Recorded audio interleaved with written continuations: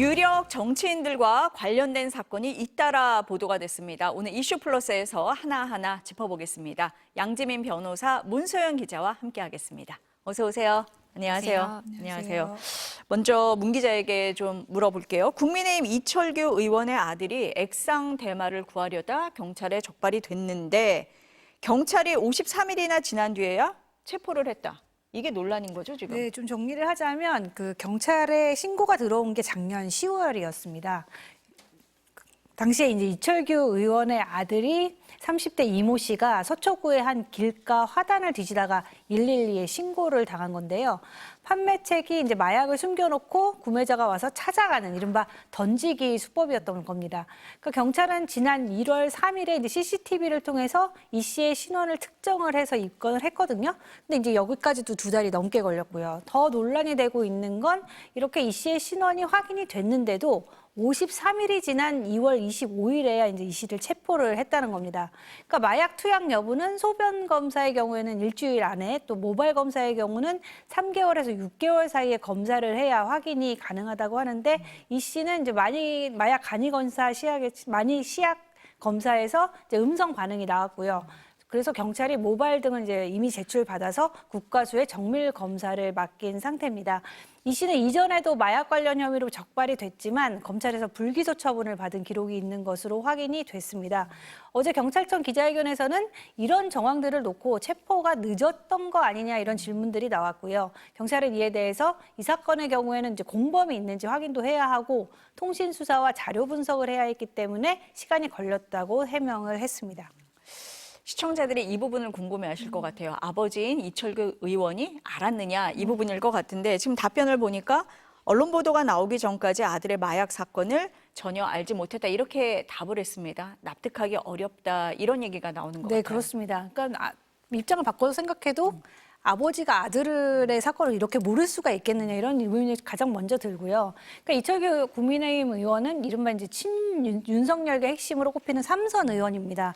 게다가 이제 경기경찰청장을 거친 고위 경찰 간부 출신인데요. 그럼 이모 씨 체포 당시에 경찰은 그러니까 이철규 의원 말고 경찰이 이철규 의원의 아들인 걸 그럼 몰랐겠느냐, 아니면 또 아들인 걸 알아서 조용히 입건을 하고 나가서 이제 사건을 덮으려고 한 건 아니냐 이런 의혹까지 일게 된 겁니다. 게다가 공교롭게도 이 의원 아들을 수사했던 그 서초경찰서 형사과장은 지난달 그 친윤 경찰들의 무더기 승진 인사가 논란이었잖아요. 여기에서 이제 총경으로 승진을 했습니다. 그러니까 3년 전 비위 행위도 있어서 경책 징계를 받았는데 이제 부적절한 승진이다 이런 목소리가 경찰 내부에서도 나오고 있고요. 이런 의혹들에 대해서 경찰은 이렇게 설명을 했습니다. 이 씨를 검거한 뒤에 조사하는 과정에서 가족 관계를 확인을 했다. 체포 당시에는 이 의원의 아들인 걸 몰랐다 이렇게 얘기를 했습니다. 그러면 이 의원이 이런 정말 아들인 걸 몰라서 연락도 한 적이 없느냐, 연락 받은 적이 없느냐 이런 질문도 있었는데 경찰 고위 관계자는 나는 받은 적이 없지만 잘 모르겠다 이렇게 답을 했습니다. 일단 나는 받은 적이 없다. 그렇습니다. 이렇게 답을 한 거네요. 변호사님 하나하나 좀 짚어보겠습니다. 보니까 마약 관련 혐의가 처음이 아니에요. 그게 한 가지가 있고 검사가 늦어질수록 일단 마약을 투약했는지 확인하기가 어렵다. 이 점이 있고 신원을 확인했는데 53일 만에 체포를 했다. 지금 3가지 점에서 논란이 생길 것 같습니다. 맞습니다. 짚어주신 부분들을 종합을 해보면 이 사건이 아니라 다른 비슷한 사건에서 경찰이 어떻게 대응했을지를 좀 생각을 해보면 이 부분에 대한 이제 공정성 논란이 일 수밖에 없는 상황인 것 같고요.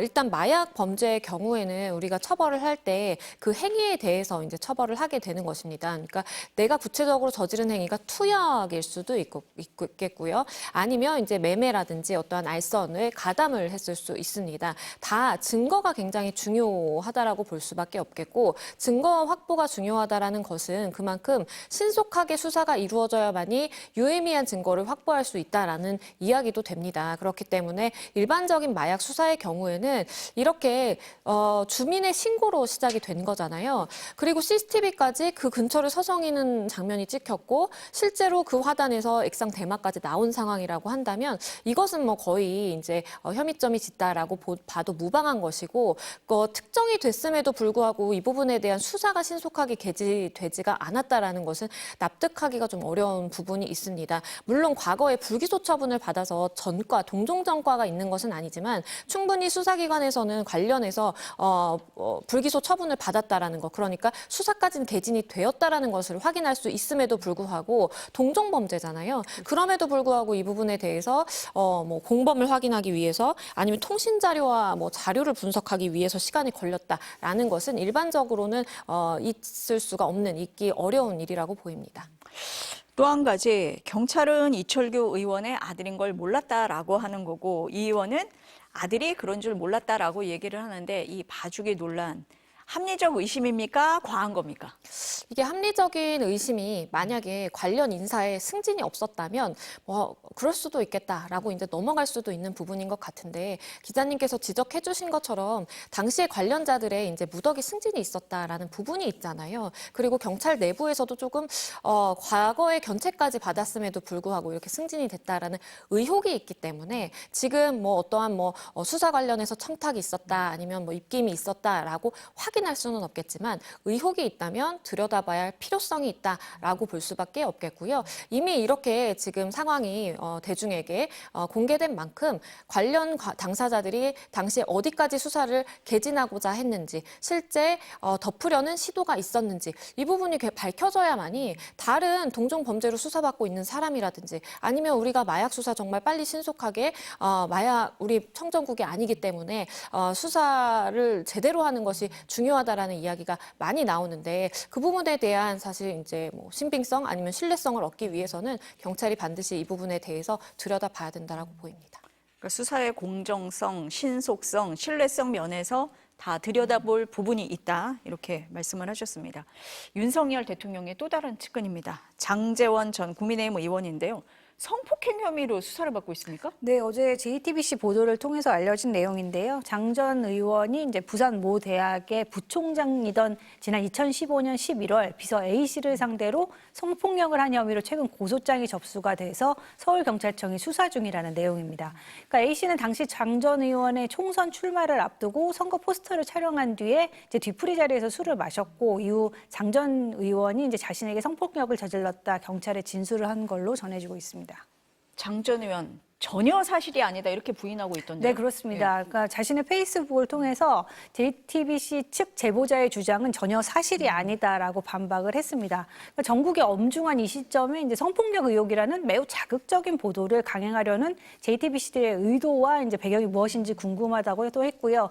또 실체 관계와 무관하게 자신은 이제 상당 기간 가정과 사회에서 회복 불가능한 피해를 입게 될 것이다라고 밝혔습니다. 뭐 잠시 당을 떠나겠다, 이런 얘기도 했네요. 네, 이제 앞서 말씀드린 건 이제 어제 입장이었고요. 오늘 새로 또 입장을 내놨는데요. 이제 엄중한 시국에 불미스러운 문제로 이제 당에 부담을 줄 수가 없어서 당을 잠시 떠나겠다고 밝혔습니다. 그러면서 고소인이 약 10년 전의 일을 일방적으로 주장하면서 갑자기 고소하게 된 데는 특별한 음모와 배경이 있는 것 같다고도 말했습니다. 지금 10년 전 피해 사실이라고 했는데, 그럼 왜 지금 고소를 하게 됐는지 뭐 알려진 게 있습니까? 네, 이제 그 저희가 뭐 직접 제보자를 접촉할 수가 없어서 JTBC 보도를 바탕으로 말씀을 드리면, 2015년 11월 17일 이제 장 전 의원이 서울 강남의 한 호텔방에서 당시 자신의 이제 비서였던 A 씨에게 성폭행을 행사했다, 이런 고소장이 최근 접수됐다는 거고요. 그러니까 이듬해 총선 출마를 준비 중이던 장 전 의원은 이제 선거 관련 프로필 사진 촬영을 했고, 이후 촬영팀과 뒤풀이 자리를 가졌다고 합니다. A 씨도 이 자리에 합류를 했는데, 뒤풀이 2차가 끝난 뒤 장 전 의원과 일행 한 명이 자신을 이제 한 호텔 와인바로 데려갔고, 이후 기억을 잃었다는 취지로 이제 진술을 한 것으로 알려졌습니다.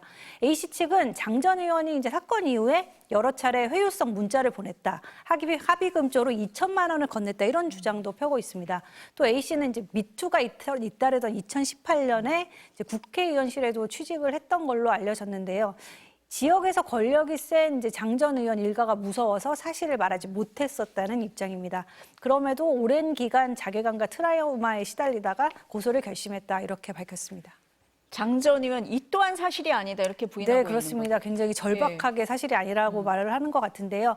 장 전 의원은 이제 당시 술을 마셨지만 2차 술자리가 끝난 뒤에 집으로 돌아갔다. 호텔에 간 적도 없다고 주장을 하고 있고요. A 씨에 대해서는 의원실에서 같이 일을 했고 선거운동에 적극 나설 만큼 이제 관계가 좋았다. 굳이 성폭행 주장 자체가 또 사실이 아니기 때문에 합의금 쪽으로 돈을 준 적도 없다. 이렇게 주장을 했습니다.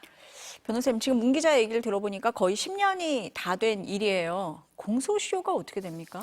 일단 지금 장 전 의원에 대해서 이제 혐의점이라고 볼 수 있는 이제 죄명은 준강간치상이라고 볼 수 있을 것 같습니다. 그러니까 일반적으로 이제 우리가 성폭력, 뭐 강간죄와 다르게 준강간이라는 것은 지금 이제 사건 개요를 보시면 아시겠지만 내가 술을 마시고 정신을 잃어서 심신 상실의 상태에 있는데 그것을 이제 한거불능 상태를 이용해서 이렇게 뭐 성범죄를 저지르게 되는 경우를 말하는데요. 준강간죄의 경우에는 공소시효가 10년입니다. 그래서 2015년 지금 11월에 있었던 일이기 때문에 공소시효가 아직 만료되지 않았어요. 그래서 일부 이제 보도에 따르면 지금 공소시효가 마무리되기 전에 지금 뭐 용기를 냈다 뭐 이런 이야기도 좀 나오기는 하는 것 같은데요. 그러다 보니까 공소시효에 문제가 있어서 지금 뭐 문제 제기를 했을 가능성. 그런데 또 우리가 성범죄가 발생했을 때 늘 나오는 이야기가 뭐 시간이 오래 지나서 이렇게 문제 제기를 하는 건 모종의 의도가 있는 것이다라고 이제 이렇게 몰아지기도 하는데 그것에 대해서는 사실 피해자성을 또 강요하는 그러한 부분이 있을 수가 있기 때문에 굉장히 좀 예민한 문제라서 신중하게 접근해야 될 필요성이 있어 보입니다. 이게 10년이 다 된 사건이다 보니까 혹시 수사하는데 어려움이 있지 않을까 뭐 이런 생각도 들거든요. 어떻습니까? 그렇죠. 만약에 이 사건이 발생한 직후라고 한다면 객관적이고 확실한 증거가 굉장히 많이 남아있을 가능성이 있겠죠. 예를 들어 뭐 CCTV라든지 당시에 이제 동행했던 사람의 뭐 정말 생생한 뭐 목격담이나 증언이라든지 그리고 이제 성범죄 같은 경우에는 이제 해바라기 센터에 가서 몸을 직접 이제 검사를 함으로써 객관적인 증거를 남겨놓기도 합니다. 그런데 지금 이 사건의 경우에는 그때 당시 아마 문제 삼을 뭐 생각을 못했을 수도 있고 아니면 뭐 어떠한 뭐 생각을 못해서 이렇게 증거 확보를 못했을 가능성이 있거든요. 그렇기 때문에 지금 상황에서는 수사기관에서 수집할 수 있는 증거는 당시 술자리에 동석했던 사람들의 이야기를 들어본다라든지 왜냐하면 지금 뭐 이동 경로를 추적할 수 있는 기지국에 대한 정보 요청을 받더라도 10년 전까지는 확보가 안 되기 때문에 그 관련 당사자들의 인적 증거라고 할 수 있는 진술들을 받는 것만이 유의미하다라고 보이고요. 간혹 예전에 사용하던 전화기, 휴대전화를 좀 보관하시는 분들이 계시는데 만약에 거기에 문자라든지 어떠한 뭐 증거가 남아있다면 그거는 또 나름대로 유력하다고 볼 수가 있겠습니다. 그런 부분들이 좀 밝혀져야 될 부분이다 이렇게 보시네요.